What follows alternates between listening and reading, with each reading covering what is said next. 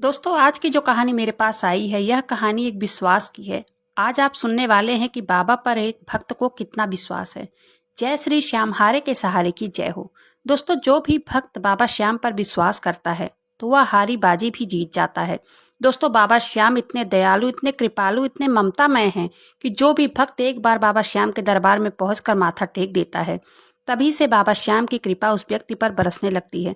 इस कहानी को सुनने के लिए वीडियो पर अंत तक बने रहें और बाबा श्याम का जयकारा जरूर से लगाइएगा।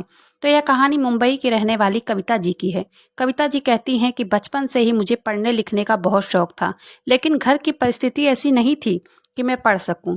घर में मेरे माता पिता और 2 भाई थे। मेरे पिताजी हमेशा बीमार रहते थे, इसी वजह से मैं अपनी मम्मी के साथ छोटी उम्र से ही एक फैक्ट्री में काम करने लग गई थी।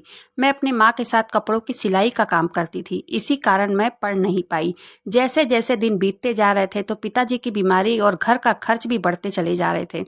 मेरे बहुत सपने थे, मैं कुछ बनना चाहती थी और अपने भाइयों को भी पढ़ाना चाहती थी, इसलिए मैं दिन रात मेहनत करती, पर जैसे पैसे कमाती या मेरी माँ कमाती, तो उसे बड़ी मुश्किल से घर का खर्च चल पाता था।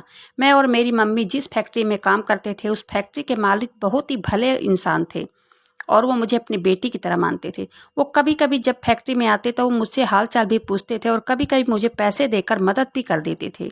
कुछ दिनों से मैं बहुत परेशान थी और उन्होंने मुझे परेशान देखा। तब उन्होंने मुझसे पूछा कि क्या हुआ बेटा, तू बहुत परेशान है, पढ़ाई की उम्र में तू काम करती है। तब वो कहने लगी कि अंकल, मेरे घर में कोई और किसी तरह की आमदनी नहीं है, कोई कमाने वाला नहीं है, इसलिए मुझे काम करना पड़ता है, लेकिन इतनी मेहनत के बाद भी घर का खर्च बहुत मुश्किल से पूरा हो पाता है। मुझे समझ में नहीं आ रहा है कि मैं तो ना पढ़ सकी, लेकिन मेरे भाइयों की पढ़ाई कैसे होगी। तो मालिक ने कुछ पैसे दिए और कहा, बेटा सब भगवान पर छोड़ दो, क्या होगा क्या होने वाला है ये सब तो वही तय करते हैं, हम सोच के कुछ भी नहीं कर पाते हैं। तब थोड़ा सा मेरा भी मन शांत हुआ और मैं भी अपने काम में लग गई थी। तब मेरे मालिक के गाड़ी के पीछे शीशे में 3 बाण की फोटो लगी थी, उसमें लिखा था, हारे का सहारा बाबा खाटू श्याम हमारा। तब मैं रोज देखती थी, लेकिन मैंने उनसे कभी पूछा नहीं। तब एक दिन मैंने पूछ ही लिया कि अंकल, ये चित्र बहुत अच्छा आपने बनवाया है। उस चित्र ने मेरा मन मोह लिया था।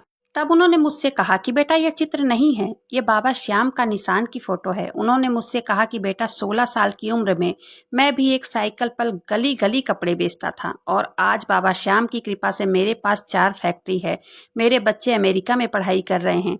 तब वो कहने लगे कि मैं हर महीने उनके मंदिर जाकर अपनी हाजिरी लगाता हूँ। जब से मैंने उनका दामन पकड़ा है, तब से मैं आगे ही बढ़ता चला गया, कभी पीछे मुड़कर देखा तक नहीं है। तब मैंने कहा कि अंकल, अब की बार मैं और मेरी मम्मी दोनों चलेंगे, आप हमें भी साथ ले चलना बाबा श्याम का दर्शन करने। तब वो कहने लगे कि चलना ठीक है और मेरी मम्मी और दोनों भाइयों को भी मैं साथ ले ली। तब पापा चलने की स्थिति में नहीं थे। तब हम लोग बाबा श्याम के दरबार में पहुंच गए। पहुंचकर हम लोगों ने बाबा श्याम का दर्शन किया और मैंने बाबा श्याम से अपने दिल की सारी बात बताई। कहते हैं, बाबा खाटू श्याम जी के दरबार में कुछ मांगना नहीं पड़ता, वहां मात्र दर्शन करने मात्र से ही वो भक्त के साथ खड़े हो जाते हैं। तब मैंने जो भी मुझे समझ में, जो भी मेरे दिमाग में आया, वो मैंने सब बाबा से कह दिया। फिर हम दर्शन करके अपने घर लौट आए। फिर एक दिन फैक्ट्री में सिलाई के लिए जो कपड़े आए थे, तब उसकी क्वालिटी अच्छी नहीं थी। तब अंकल ने कहा कि तुम जाओ सूरत जाकर इस कपड़े को चेंज करके दूसरा कपड़ा खरीद लाओ। तब मुझे तो काम करते 7-8 साल हो गए थे और कपड़े की अच्छी पहचान भी हो गई थी। तब मैंने सूरत जाकर अपनी फैक्ट्री के लिए कपड़ों का ऑर्डर दे दिया और मेरे पास थोड़ा खाली टाइम बचा था। तब मैं वहाँ बाजारों में घूमने लगी।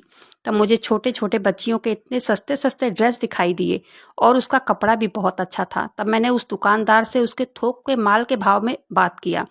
तब मैंने उस दुकानदार के मालिक का फ़ोन नंबर लेकर अपने घर आ गई। फिर दूसरे दिन मैंने मालिक से 50,000 रुपये उधार मांगे। तब मैंने कहा कि अंकल, आप मेरी तनख्वाह में से काट लीजिएगा। तब उन्होंने मुझे पैसे दिए। तब मैंने फिर से सूरत जाकर थोक पर माल उठाकर अपने घर से ही पार्ट टाइम में बेचने लगी।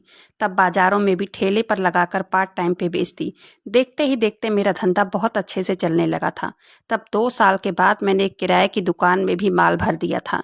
तब काम को मैंने धीरे धीरे करके बढ़ाना शुरू किया। अब बाबा श्याम की कृपा से मेरा काम बहुत अच्छा चल रहा है। मैंने फैक्ट्री में भी काम करना छोड़ दिया है और अब मैं अपना काम खुद देखती हूँ। 4 साल पहले मैं कहाँ थी और अब 4 सालों के बाद मैं कहाँ हूँ, ये मैंने कभी सपने में भी नहीं सोचा था। अब बाबा श्याम की कृपा से मैंने एक दुकान भी खरीदने वाली हूँ। मैं ये सोचती हूँ कि मेरे साथ क्या हो रहा है, एक सपने की तरह सब कुछ लग रहा है। आज भी मैं यकीन नहीं कर पा रही हूँ। मैं सोचती हूँ कि क्या ये हकीकत है, लेकिन जो भी चमत्कार मेरे साथ हो रहा है, मैं इस वीडियो के माध्यम से शेयर कर रही हूँ। मैं बाबा श्याम की रोज़ पूजा करती हूँ और हर महीने उनके दरबार में जाकर हाजिरी भी लगाती हूँ। अब मेरे दोनों भाई भी अच्छी पढ़ाई करते हैं और पापा का भी इलाज करवा लिया है मैंने। अब सब कुछ ठीक चल रहा है। दोस्तों, खाटू श्याम जी के यहाँ से कोई भी खाली हाथ नहीं आता है। वहाँ से आने वालों के दिन बदल जाते हैं। तो चलिए, यह सत्य कहानी यहीं पर समाप्त होती है। वीडियो पसंद आए तो वीडियो को लाइक कीजिएगा, चैनल को सब्सक्राइब जरूर से कीजिएगा।